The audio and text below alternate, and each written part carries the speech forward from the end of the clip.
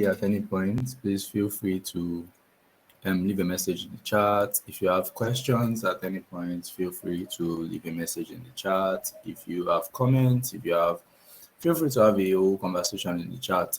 Also, I noticed a shortage of participants. Is there some concern? Maybe you feel like you're not catching up.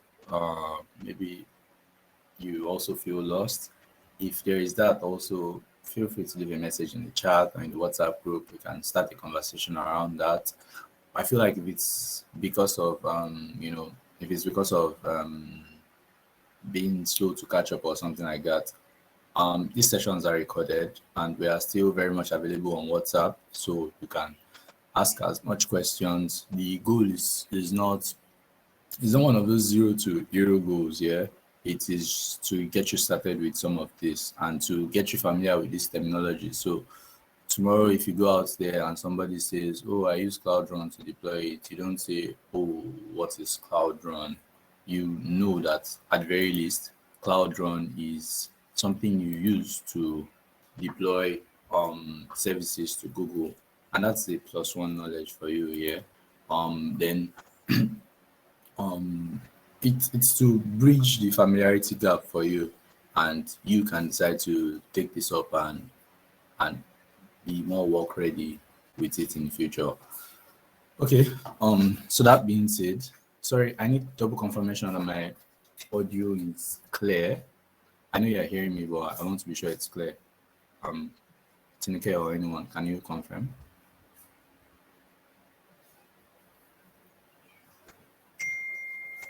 Yes, it's pretty clear here. If anyone has an issue, you could just drop it on the chat. Okay, cool. Thank you. So today we will be talking about continuous deployment. Yeah.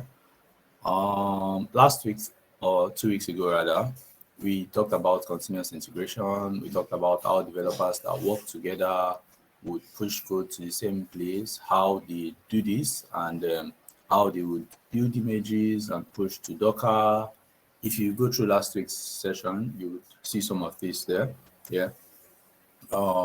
We even did some continuous deployment last week because I recall Tim pushed the application, the Flask application, to Cloud Run. He used Cloud Run to deploy the application.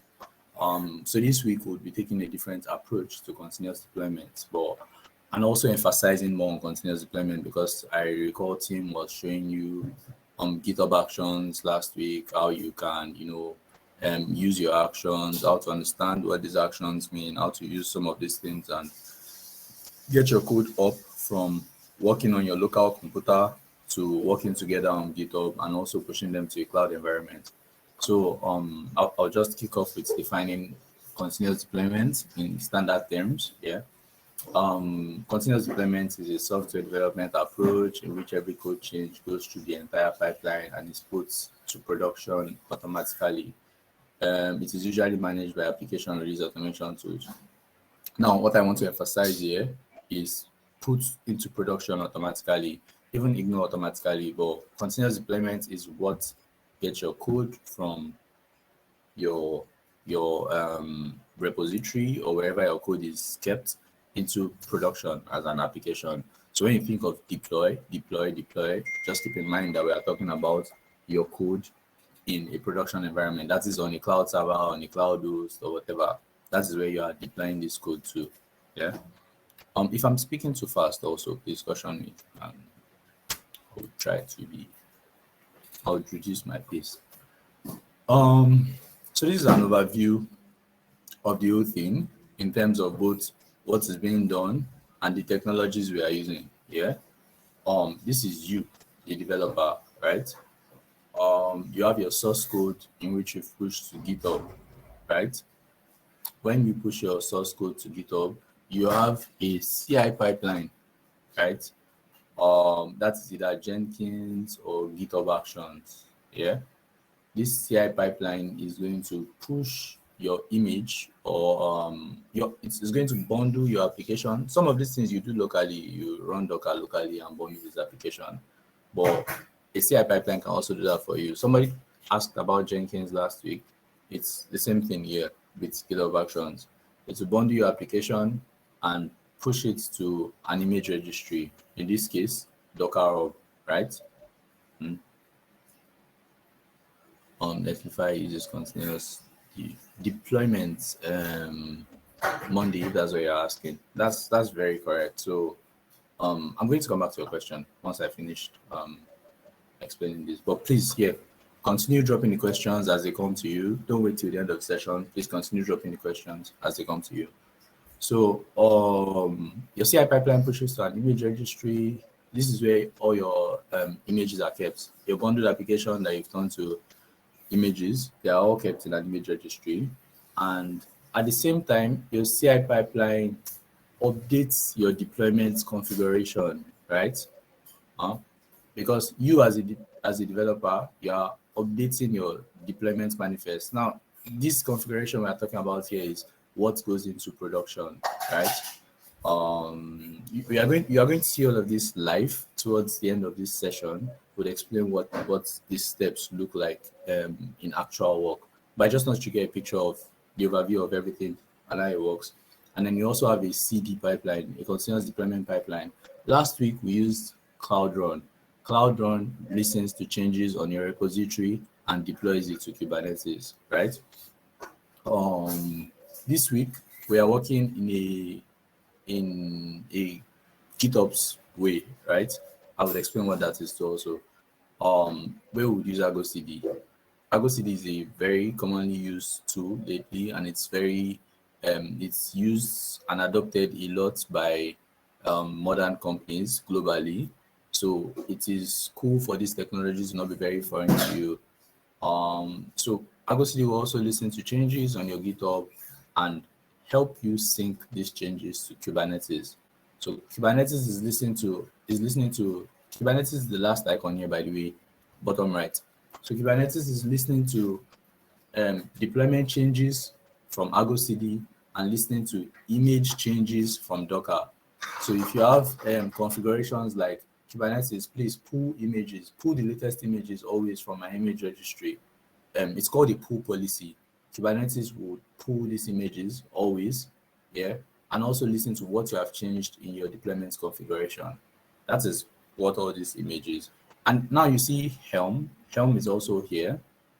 Helm is a package manager for Kubernetes. We would explain that more in detail in the future. But Helm is it's just like your npm for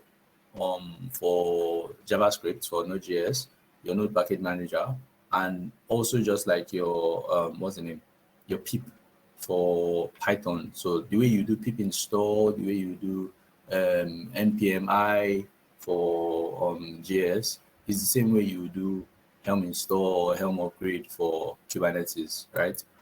Now I'm mentioning a lot of Kubernetes. We have a whole session dedicated to containerization, right? I think that's next week. You can check your syllabus. I think that's next week. We will be talking a bit more in detail about Kubernetes, the structure and all of that. But for now, I want you to see Kubernetes as a destination. Yeah, I don't want you to worry too much about some of the specifics we'll be talking about in Kubernetes. When I say pods, services, I'm going to explain them on the surface level. So I just want you to see it as a host, the same way Monday has asked now that platforms like Netlify, yeah, he only sees Netlify as a host where his code is kept. So similarly, for this session, I just want you to see Kubernetes as a host and get familiar with some of the things we are doing here. I think when you dig deeper into it, it will make more sense to you also. Okay, so before I go further, to answer Monday's question, yes, platforms like Netlify uses continuous deployment if you set it up. So Netlify, if you set it up to listen to changes on your repository and automatically pick these changes up, sure, that is continuous deployment. That is you not having to do some of the testing you need to, and the code is being pushed to a production environment. Yeah, sometimes too you can set up test pipelines and things like that, and the code is being pushed to a production environment. But just think of deployment as your code going from your code repository to your production environment. Okay. So there are three terms that usually have that are usually discussed in this space of continuous integration and continuous deployment. I'm sure most people hear CI/CD, CI/CD a lot. Yeah. So it would be cool to take CI/CD from the approach of um. Sorry, one sec. Okay, it would be cool to take CI/CD from the approach of where it works on, like where does this activity happen itself, right? And in this case, you can see Monday. By the way, you can acknowledge if what I said answers your question. You can just acknowledge in the chat. If it doesn't, we'll come back to it and discuss it. Yeah. Um. So we have CI. That's continuous integration, like we did last week. The activities in CI is mainly source control, like you can see here. You want to mix changes together. Let me pick names. Sorry. Monday is working. Owl is working together. They are working on their local. They want to work together. Monday builds off a future branch because he's probably doing a header on a website. Owl builds off another feature branch because he's probably working on a footer or the body on a website. But both of them want to push code to the same production. So this is where CI comes in. CI is what tells you, oh, okay, this guy has a merge conflict. This guy cannot push code on top of this person's code. You change this one so that you can join with this person and stuff like that. Yeah, it's a whole conversation in this space. So you have to get familiar with it, right? Now CD can be continuous delivery or continuous deployment, and this is quite mixed up most times. Yeah. Reason being that the low key both have similar um, similar results. Yeah. But I would want you to just think of it this way: that CD has a level of manual intervention. Yeah, because it involves testing. It involves getting your code to a test environment. It involves testing your code before even pushing it to production. So if you see the arrows here, you will see CD in continuous delivery does a deploy on test environment, right? And then you build and test, right? While for continuous deployment, there's a deploy on production environment. Yeah. And you can see in continuous delivery, it is a manual step to deploy on production, right? But for continuous deployment, it is an automatic step to deploy on production.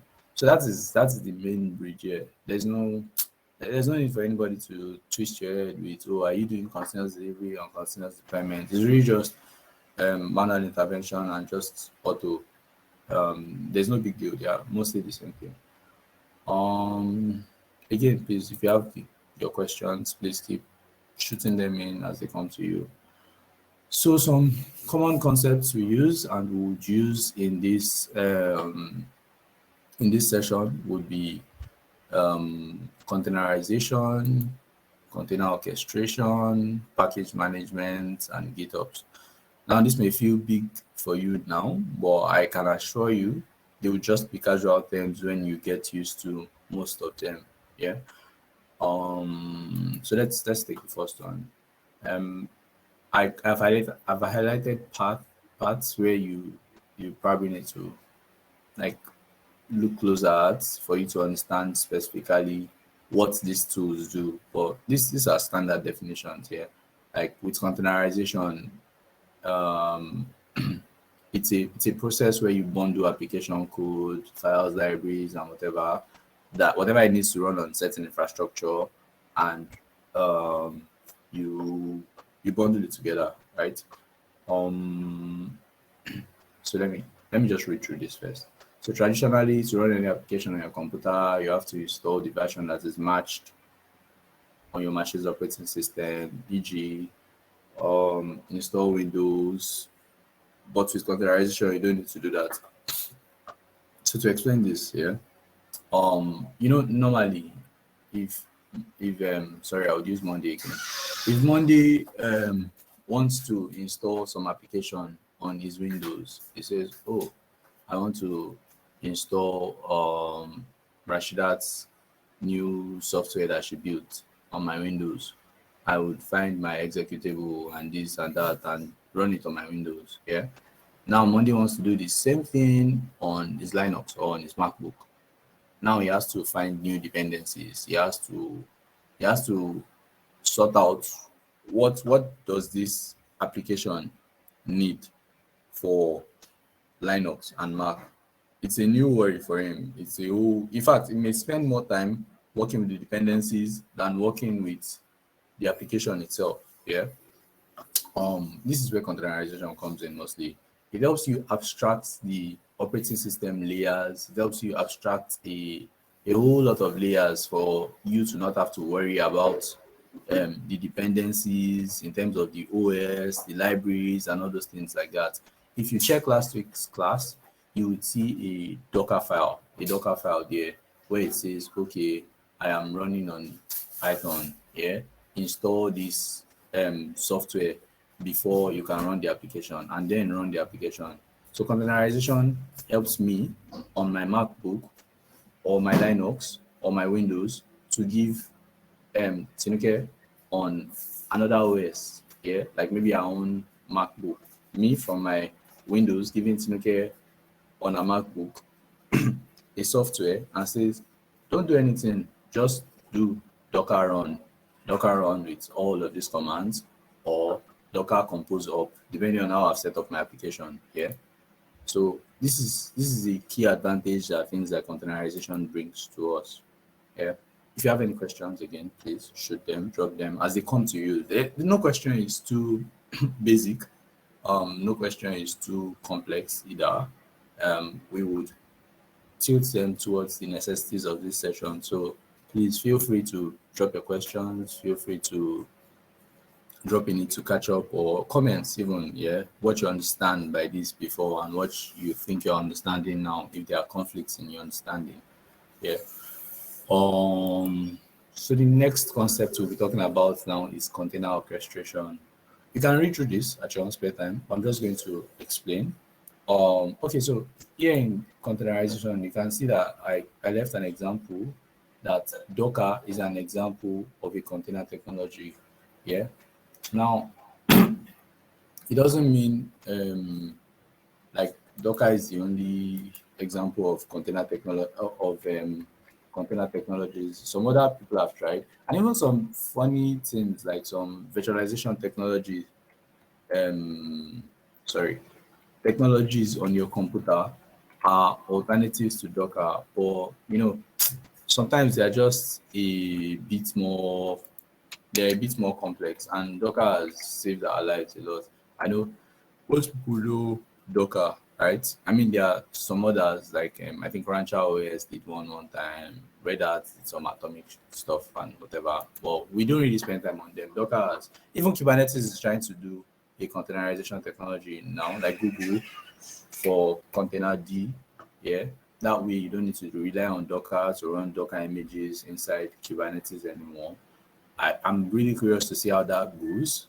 But yeah, for now, Docker is the most popular one and it's very reliable. I also left the question containerization answers, yeah, which we've talked about. Like containerization answers the questions, how do we bundle our application anywhere? Yeah. It's important when you are learning something to know its pain points, to know what it answers. Like, why am I learning this thing? What is it used for? What problem does it solve for me? Yeah. So next will be container orchestration, like I said. So now that you have containers, you have images everywhere and stuff like that. How do these things work together? Say you've packaged your microservices, yeah. You package the front end of your application in one container. You package the back end of your application in in one image. You package the back end in another image. You have them all in separate places, and not even necessarily microservices. It may even be monoliths, even though it's best for microservices. How do you get these things to work together? You need some sort of orchestrator.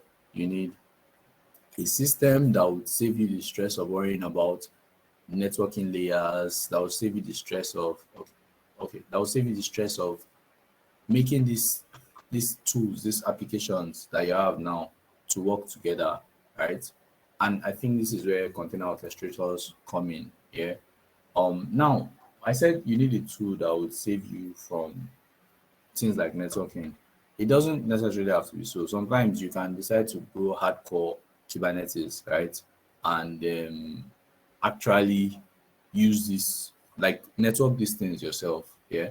But you have managed Kubernetes versions like GKE, that's Google Kubernetes Engine, or EKS, that's Elastic Kubernetes Service, that's for AWS. And then even AKS, Azure Kubernetes Service, that's for Azure. Yeah. But what you have to keep in mind is that the question container orchestration answers is how you manage containers together. Now there are alternatives, just like there are alternatives to Docker. The alternatives to tools like Kubernetes would be Docker Swarm. Yeah, a couple of companies use Docker Swarm for their own specific reasons. Yeah, but for now, what we are trying to understand is just the concept around this. The third thing here would be a Kubernetes package manager. I really only know of one, yeah, but I'm sure there are probably others that are being experimented out there. But in terms of popularity, there's really only one. And just like I explained earlier, same way you would have npm in JavaScript or pip in Python, you have Helm for Kubernetes, right? You can use Helm to easily install applications on Kubernetes without worrying about a lot of the things that happen in the background. Yeah. Okay. That's it for Helm actually. Now GitOps is our focus ish for today. So GitOps is a way of implementing continuous deployment, which we spoke about, for cloud native applications. And cloud native applications are in soft terms are applications that fully exist in the cloud. You know, everything they use, everything they do is native to the cloud. Yeah. You can research that more. There are way better definitions. There are definitions that are more focused on what they do than what they are. Yeah. So you can check that. So GitOps focuses on a developer-centric experience. What this means is that GitHub GitHub does not make deployments be very dependent on the DevOps engineer or the infrastructure person. It makes it more tilted towards the developer. A developer himself can go and update some code, and then easily tools like Argo CD, which is used for GitOps, picks it up and pushes it to production. Yeah. So I know a lot of terms here are very new and we are unfamiliar with them. But I can assure you that if you go back to this recording, sorry, just to double check. Um actually this session is being recorded here.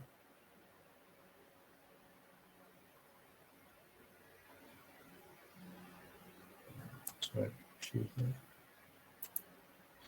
Oh, okay. Okay, it's being recorded, I can see it. Okay. So I can assure you that if you go back to some of this and you double check it, it would make more sense to you. Again, you can just pick it in parts. You can start from what you know. Like I know a couple of you here already know Docker. You have already tried to run Docker containers. Yeah, sure. Now you've probably set up your Google Cloud environment. You can start playing around some of this. Yeah.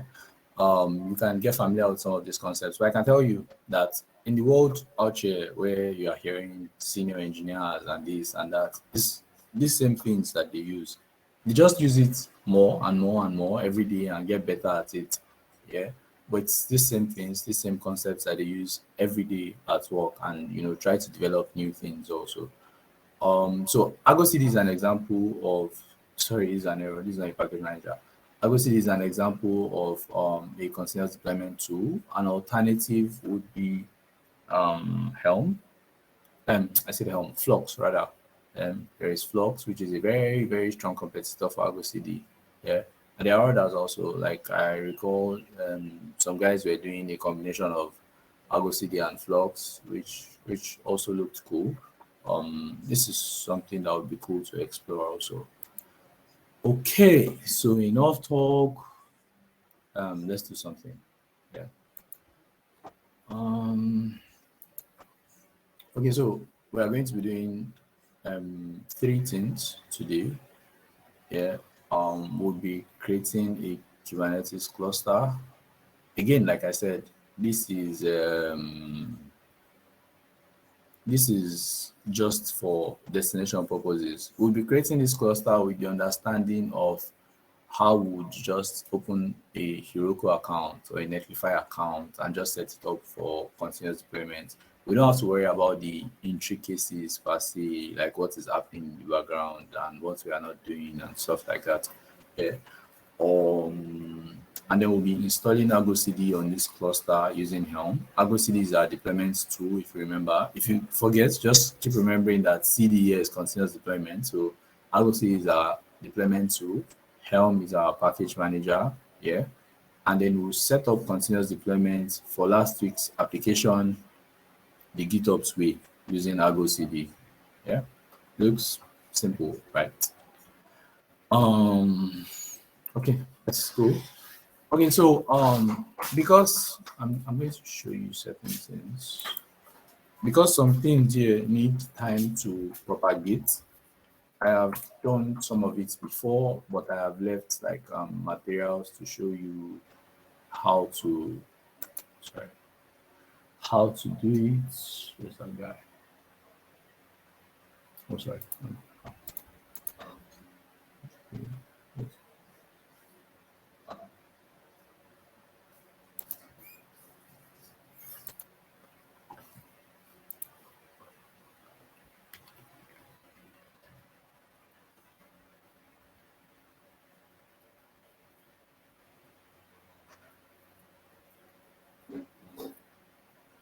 So I've left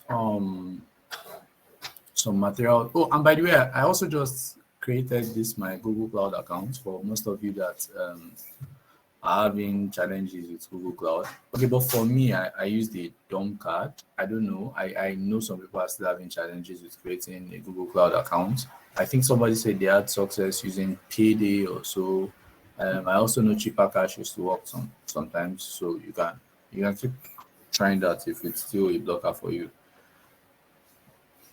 So if you recall, I was like in the previous session I handled, I explained some of the services that Google Cloud had, right? And you can see most of those services here. Yeah. So in our case now, we want to create a cluster on Kubernetes. Yeah. Um, so like I said, because sometimes certain things take time to propagate, I have created this cluster. By the way, if you need me to do anything like zoom in so you see closer, please tell me. I'm just going to do that anyways. Okay. So these clusters sometimes takes time to propagate, and not even the cluster. The applications we install on clusters take time to propagate sometimes. So um okay, I've zoomed in. Does this is this better now? Or do you want more?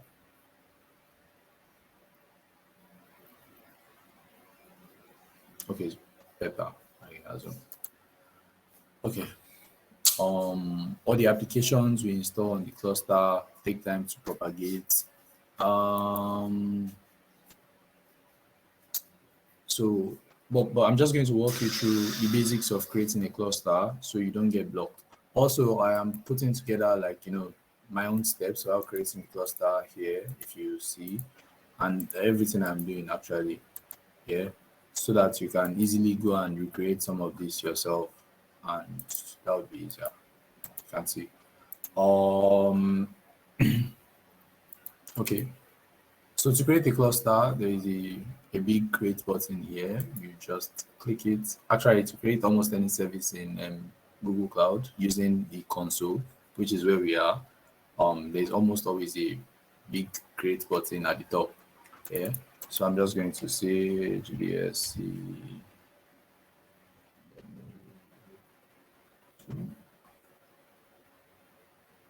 I'm going to leave it in US Central One. Hopefully, we still have quota. So, for the sake of this session, we don't have to worry about networking or advanced settings or whatever. We can just create a cluster. It is an autopilot cluster. Kubernetes has autopilot clusters and standard clusters. Yeah, a standard cluster is the one in which you define everything you want to use. You want to tell Kubernetes, oh, I want 3 nodes, I want 2 nodes, I want this setting for my RAM, I want this setting for my processor and stuff like that. But the cool part of an autopilot cluster is that you don't have to tell Kubernetes all of that. Kubernetes would judge by vertical scaling that, oh, this guy has reached this limit. This guy is requesting for all of this. Give him one more node, give him 5 gig RAM or so. Give her this amount of information here, and this amount of infrastructure rather. So you can see it here: automated node provisioning, native traffic, and shielded GK nodes, and whatever. So that's the cool advantage of autopilot cluster. The disadvantage is sometimes there's a delay in some of these scaling decisions, right? Google has to take time to say, okay, this is what this person needs here. But besides that, and then you may also get into, if you are doing a lot of work, like for a company, you may also get into quota troubles, because if now we are only going to be deploying like one microservice or so, imagine you're deploying like 1,000, yeah, that's the trouble you are looking for if you can't control your scaling yourself. So I'm just going to create this guy. It's a pretty seamless process. Yeah, and that is what was our first step. That's all to really create a Kubernetes cluster. Yeah. The next step would be to install Argo CD using Elm on our Kubernetes cluster. And like I said, I don't want us to delay this session, so we can't wait for this cluster to be created. But I've done, or maybe it will be created during the session, fine.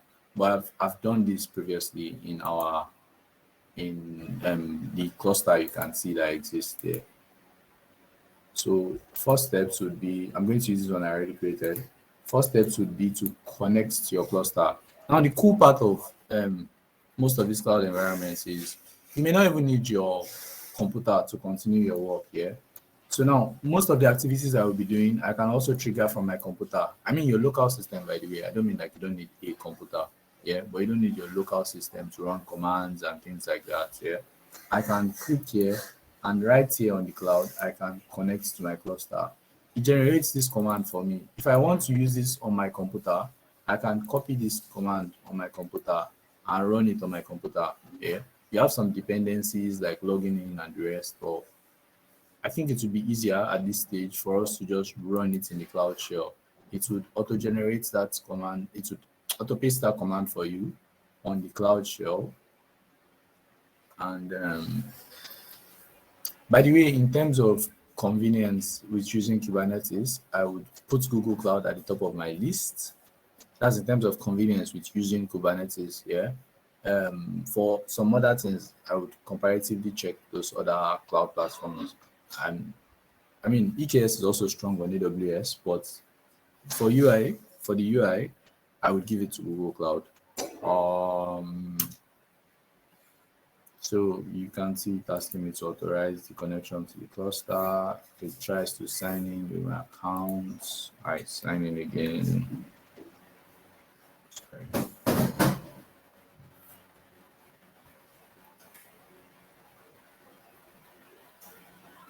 Sign in again. I just run that command just to be sure it's connected. You can run this command as many times as you want. So you can see it has generated a kubeconfig. I don't need to explain that now. But basically, what you need to understand here is that I have connected to my Kubernetes cluster, right? I can run Kubernetes commands against this cluster. For instance, I can see all the services I have there. I can see cube, ctl, okay, namespaces first, get ns, that's the, let me just type it in full, namespaces. So you can see all the namespaces I have here. I can say cube, ctl, get services. This will show me the services in the default namespace, kubectl get services dash a in all namespaces. Yeah.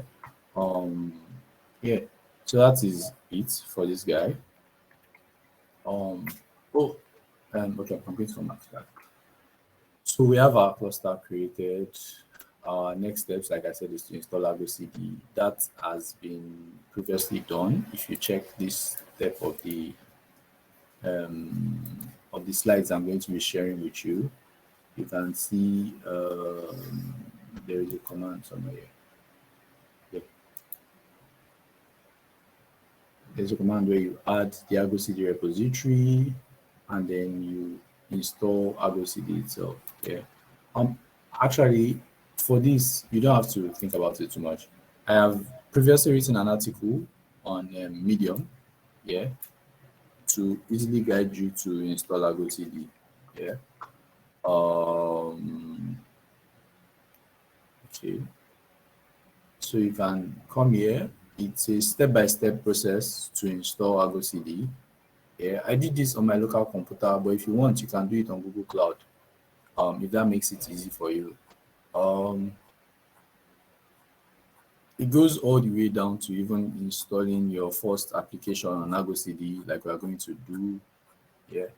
I think for the sake of familiarity, it would be cool to take a look at this and at your own time for sure. Take a look at this and run some of these commands.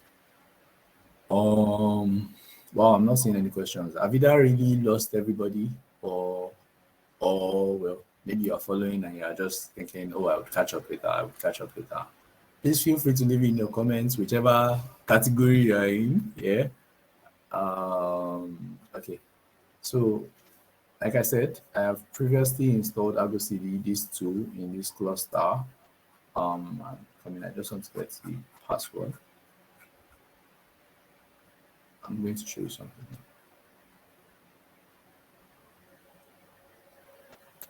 Install, perform installation, patch, speed balancer. Okay, let's secrets. Okay. So if you come here, if you come back to Google Cloud, after you install Argo CD, when you check your services and ingress, you will see all of Argo CD's resources. Yeah, not just your services. If you check workloads, you see all of its resources. If you check services, you see all of its resources. What we need now is this URL. A load balancer just says, okay, a load balancer service just says, give me an IP address or a URL that I can use to communicate to this service from the outside world. And that's why we have this URL here. I can use this to communicate to this service from the outside world. So it means our Argo CD is hosted here.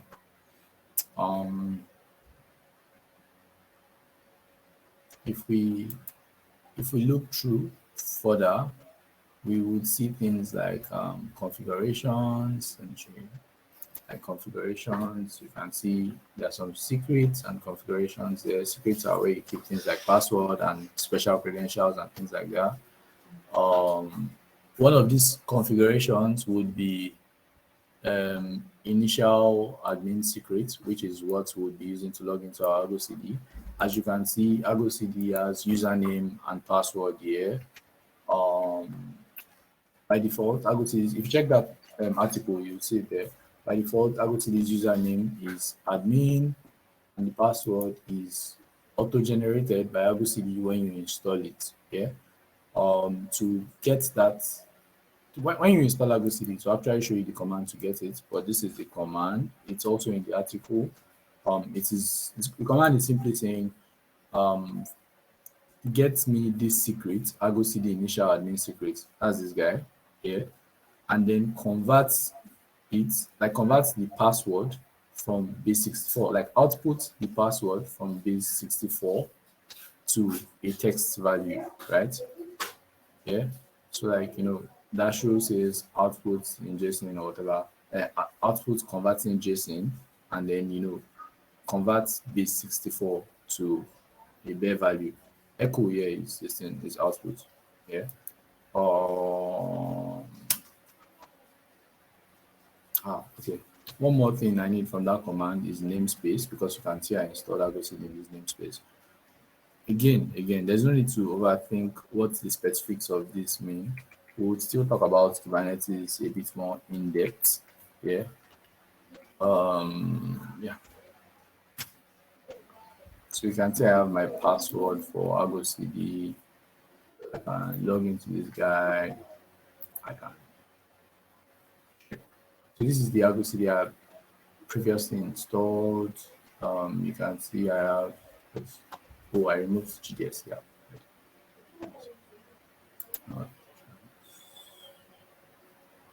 Okay. Next steps for us after installing Argo CD would be to set up continuous deployments for last week's application, the GitOps way. We are going to be sharing, I'm going to be sharing this repository, this GitHub repository. If you recall, we had this from last week where we created our GitHub actions, and in our GitHub actions, we have like, deployment to Cloud Run there with, the actions to build and push the image and deploy to Cloud Run. Yeah. So now what we've done is add a folder for Argo CD applications. Yeah. After adding a folder for Argo CD applications, we have created what's the name? An application for our GDST application there. Yeah. By the way, again, if I'm losing you, please feel free to comment. Feel free to comment. Yeah. Okay. So for Argo CD, there are basic steps. There are basic steps. Yeah. Like in order for Argo CD to know your repository, you need to connect it to your repository first. So when you have this UI, normally when you have this UI, it's usually empty. I was using this cluster for something else. It's usually empty. You come to settings, you come to repositories, yeah, you add your repository. That is this repository I have added here. DevOps CI/CD will be sharing that with you. Yeah. After you do this, you need to create your base application that is meant to connect to that repository. Yeah. Connect.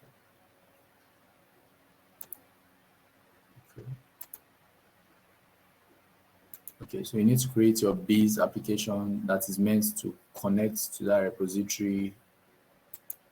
Let me see. Okay. So in this case now, I will just be creating a new application for GDSC. This is done on all on the UI. I can call it GDSC.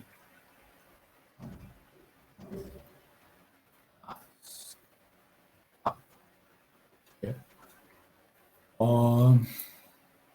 Most of these configurations are pretty straightforward. They all have what they mean.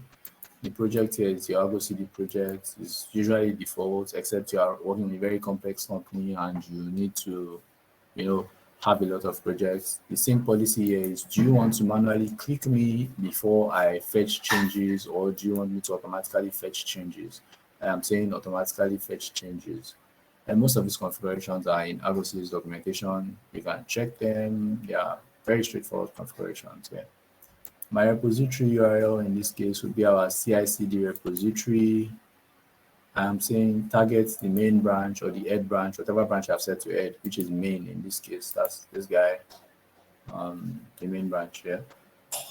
I'm also saying which path do you want me to target? That's what it's asking here.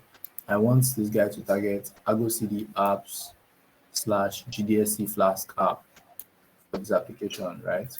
So I just keep that guy here, I do a bit of cleanup for spaces and things like that. Okay, which cluster do you want me to keep this in? I want you to keep this in my default Kubernetes cluster. You don't need to worry about namespaces. Now, again, all of this are in these screenshots here, right? But I just want you to see how it is done here, so that you are, if you need to ask questions, you understand that you've seen some of this before and you've seen the steps done in doing some of them. Yeah. So I don't think I need any other configuration. I go ahead and I create that application. You can see the application is here. It's trying to look for it in my GitHub. That's what is done by synchronization. So you see, it finds a service and a deployment there. It tells me, oh, I have 2 errors. What is it? It said, I don't have namespace for my deployment. I don't have namespace for my service. So I check this guy again. Okay, I was going to explain this after, but now I'll just take this time and explain this now. Yeah. So this is what a Kubernetes manifest looks like. Yeah. A Kubernetes manifest is what you use to add resources to Kubernetes. Yeah. Is what you use to add resources to Kubernetes. So as you can see here, these are some of our resources on Kubernetes. We have workloads. Again, like I said, this is not an in-depth Kubernetes class. We'll be having one of those, but for now, what you just need to understand is that all of these are resources on Kubernetes. These are workload resources on Kubernetes. These are, I go see these workloads, for instance. Yeah, these are services which you use to communicate to these workloads as the pods. Yeah. So similarly, when we want to deploy our application, if you check here, for instance, let me not use service, let me use deployment. If you check here, for instance, if you remember, we pushed our Docker image to this guy. Yeah, we pushed our Docker image to TeamTech for you, Flask app on Docker Hub.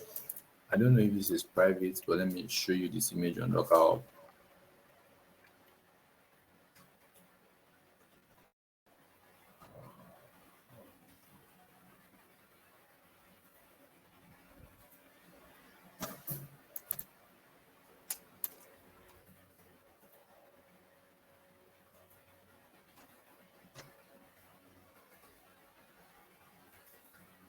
So the image is probably private here. Let me just see right now. Okay, so this is it. You see what 14 days ago? I think that's 2 weeks from now. So this is the image we are trying to use now, our Flask application image here. So you see, we have what's the name? We have our our deployment, which says use this image, expose it on port 8080, and it's really like doing your Docker run, but this time on Kubernetes. Yeah, add some other features to it. Like for instance, now I'm going to go ahead and add a namespace to it. Let me just say keep this guy in the default namespace.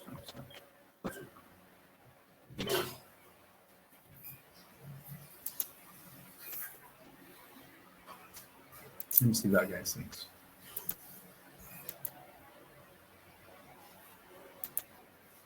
Okay, so you can see now what it is complaining about is the namespace for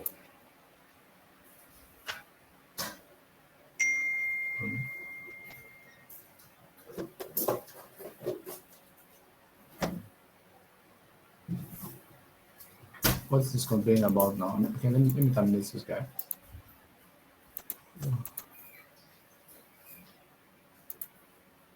Okay, there's a namespace for service. It's saying I don't have a namespace for the service I'm trying to use.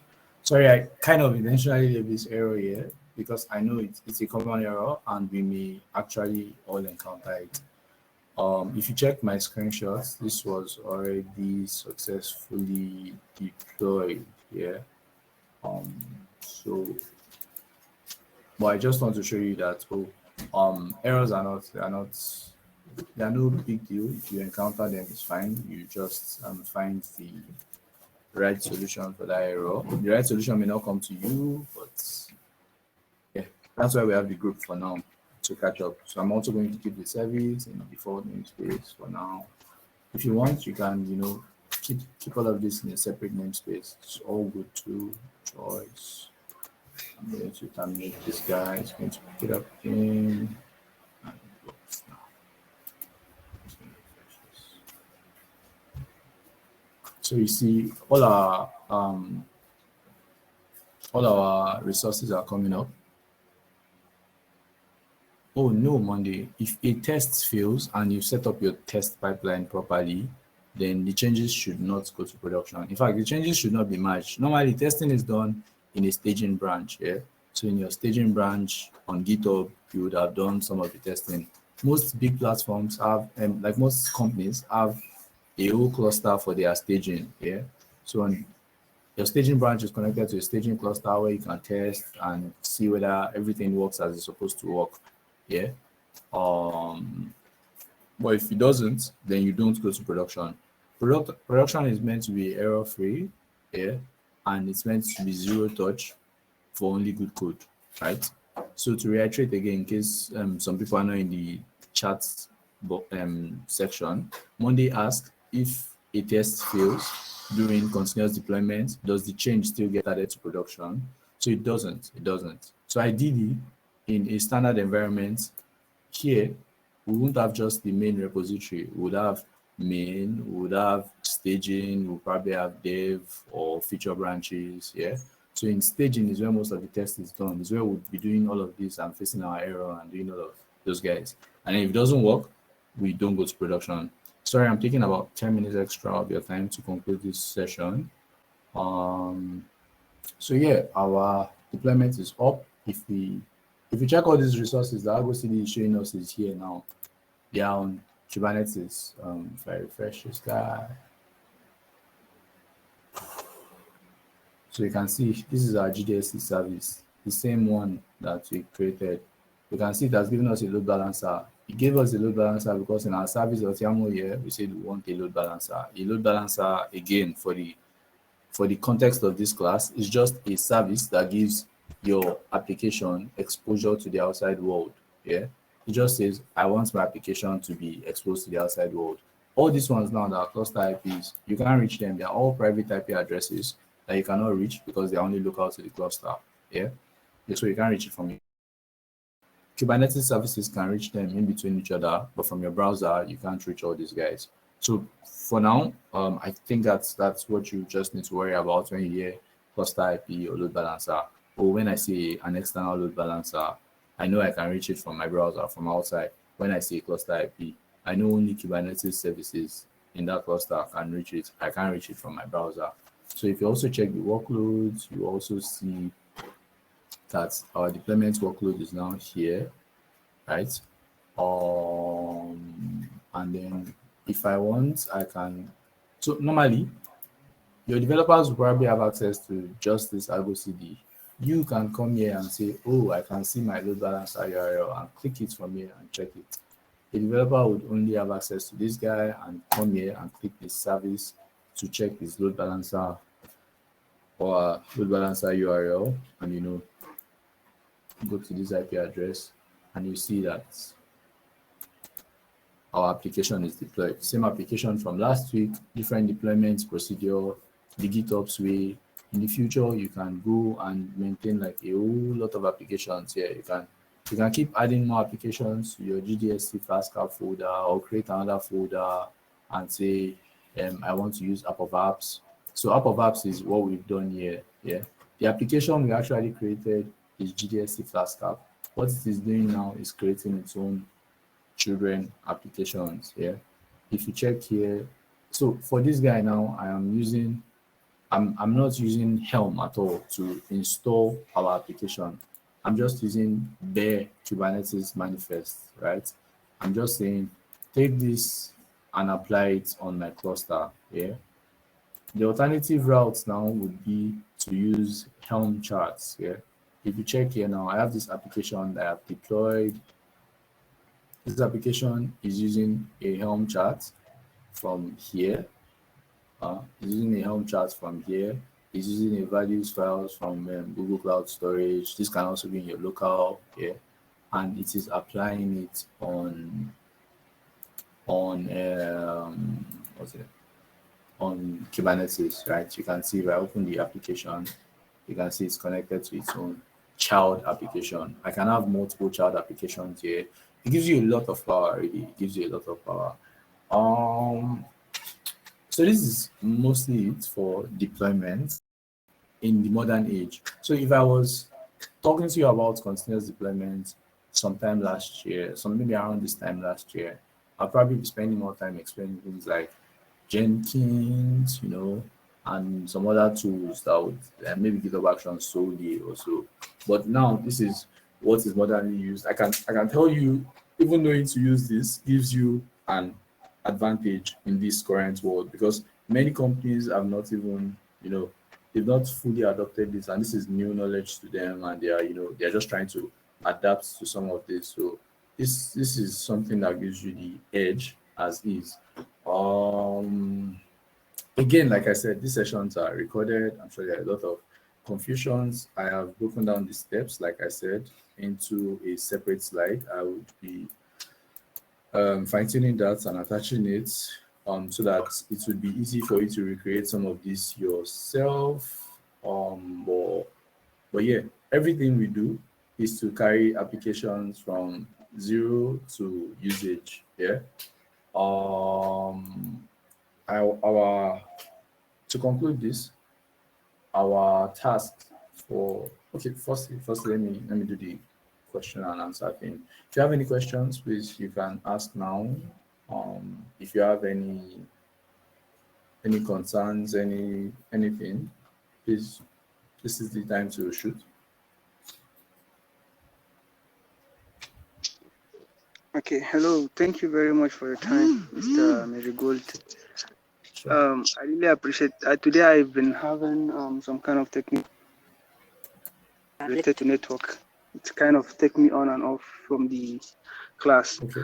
My question goes like this. Yeah, you were talking about orchestration and containerizing the applications first before orchestration. Now, how does this orchestration work? Because last week, I think Timothy said you can break your application into different containers in a way that if one service should fail, the other ones will not fail. So how do you make them all work together at once? Okay. I did that during the class. Sorry for bringing you back. Oh, very fine. It's very fine. So now that we're talking about services, I'm just going to leave this service page open here. Yeah. So now you see this, our application is very basic, and the only service we have here is just to show us this, my first deployment to Google Cloud. But imagine I was running a store. Yeah. I was running a store or like an e-commerce website. Yeah. And I want to have a service, a front end where you can visit the website. I containerize that. Maybe that's written in React. Yeah. I containerize that. I push to Docker Hub. I have a checkout service. Yeah. Which probably uses some Python or some React also, because it needs to do some analysis during checkout. I containerize that. I push to Docker Hub. That's two services, right? I have an API service. Yeah. That does the communication with almost every other service, or at the very least talks to some background. Yeah. I containerize that. I push to Docker Hub. Yeah, I have a service responsible for communicating solely with the database. Yeah, I containerize that. I push to Docker Hub. I'm going to stop at this 4. You can have way more. Yeah. Yeah. What Kubernetes does now is when I'm containerizing that, yeah, now we have separate images being treated as separate application. If I Docker run just my front end application, yeah, I cannot talk to my database. Yeah. If I Docker run just my checkout application, I can't even view it because I need the front end to view the checkout. Yeah. So that's where Kubernetes comes in. Yeah. you can normally, even with Docker alone, you can run all these 4 services on your computer and connect them with maybe IP addresses and things like that. But with Kubernetes, you can use things like this cluster IP and talk to them on the same computer. And then also, if your database fails, for instance, now, it doesn't mean people cannot visit your website. They can see your front end, yeah, but maybe they certain data. If your checkout fails, people can still visit your website, but they cannot pay, yeah. If your front end fails, payment services connected to your checkout will still work, but it's just people cannot visit your website.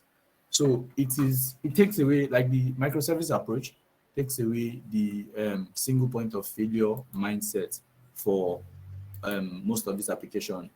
So if you see now, this is also splitting their own tool into the services. They are saying this is the server, this is what we use mainly to manage user applications. Yeah, this is Redis. Some of our data is cached and stored in Redis. This is a dev server. We have some other data that are running in the background, some other activity running in the background using our dev server. This is our application set controller. Yeah, with this also we can manage apps on a different layer. So if one thing fails on some layer, the application management does not fail on its own layer. So I don't know if this explains orchestration well enough to you, but it's just we have all these containers in different places and we need to get them to work together. All these images here, we need to get them to work together.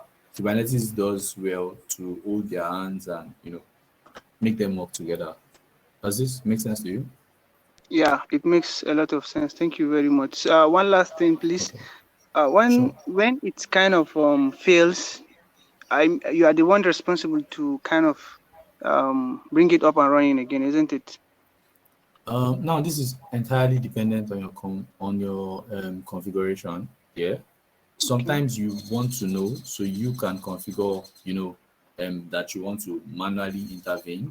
There are deployment procedures. Yeah, you have rolling deployments. You have recreation. Sometimes you can trigger that. Okay, if a pod fails, just recreate the pod. If it keeps failing, then there is some issue there that you actually need manual intervention for. Yeah. So most times, for things to fail, it means there is an error in the first place, and that's why you have people like SREs or DevOps engineers even to check some of these failures. So yeah, it depends on your configuration and it also depends on the issue. So the issue itself may require some manual intervention. Okay, thank you very much, sir. Sure, you are very welcome. Okay, so are there any other questions and answers and comments or anything? We are 3 minutes past our extended time again. Okay, if there is none, I would say happy clouding. One thing that would be a good take home for today would be to be able to recreate today's demo on your own. I assume you probably have your cloud environment set up now. I think it's maybe a bit difficult to recreate it if it's not Google Cloud. It is doable, but it's going to take more energy because of the way those services probably manage their resources. Yeah. And then also, if you can create an app with a ready-made Helm chart. What we've done now is to create an application for our services, our internal services. You can create an application on Argo CD for like maybe Postgres database or maybe a monitoring service like let me see, like Graph, Helm charts, whatever you know before. If you maybe know a database, you can create. You can easily search for its Helm charts and create something like this guy. Create something like this guy. Please feel free to ask the questions you want to anytime. If there is some understanding curve, it's not meant to be magical. You are meant to break it a lot, but then figure it out at the end. It's really the only way it works. There's no magical. I don't know it. I don't know it. It's consistency that I for most of this. Yeah. Okay. So if there are no other questions, thank you guys. This was a great session. Please, if you have other questions you can ask on GitHub and sorry, on WhatsApp. Yeah, I will with Rashidat, and she will be sharing them. That would be the end of this session, guys. And goodbye.